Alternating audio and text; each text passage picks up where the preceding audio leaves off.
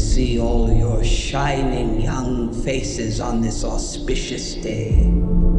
I am Dr. Volumnia Gall, your humble head game maker in charge of the War Department and all its affiliated concerns. I am honored to introduce to you the creator of the Hunger Games themselves, Dean Casca Highbottom.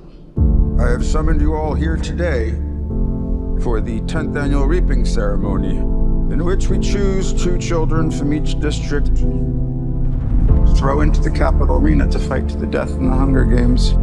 I am here to tell you that there has been a change this year. One final assignment to prove your worth. It's a story that takes place 64 years before the first installment of the movies and focuses on young Snow. Look at you. Your makeshift shirt and your too tight shoes, trying desperately to fit in when I know the Snows don't have a pot to piss in. Snow is being groomed to become the man he becomes. As a mentor, your role is to turn these children into spectacles, not survivors. Persuade them to perform for the camera.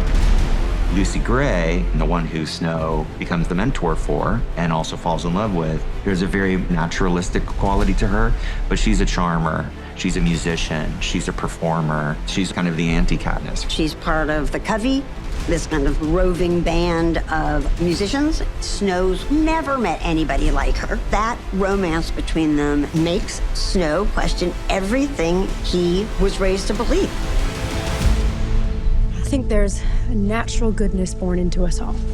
You know, really, you can either cross that line into evil or not. And it's our life's work to stay on the right side of that line. Part of the love story starts to fall apart, and that is part of the creation of who he becomes. It's the things we love most that destroy us.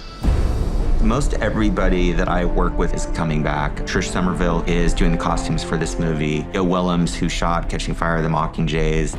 The one new person that I'm really excited about is Uli Hanisch, who's the production designer. We talked about the sort of look and the feel of the movie. The visuals of this movie will be very different than Mockingjay, but there's real consistency in terms of the Capitol architecture. We get to sort of reinvent the world of Panem, to sort of deconstruct what the games are that we're sort of used to and go back in time. It wasn't until I read it that I saw how much music was actually in here. And we met with Dave Cobb. He's a fantastic songwriter and producer. It's going to be fun to take all this history of British Isles music and Southern music and mash it all together in this dystopian way in this future. James Newton Howard. It's my 4th Hunger Games film with him. The musical opportunity is great. Relationships are very powerful in the movie. The good and the bad are very clearly laid out. For James and I, it was really fun to explore a new sound for the Hunger Games. Sometimes it's foot stomping and rousing, and sometimes it's haunting, mysterious, and a lot of that is based on the kind of period of the movie itself. But there's going to be some familiar elements as well. Hanging Tree is back in a completely different iteration and treatment. Here, we get to see Lucy Gray coming up with it for the first time.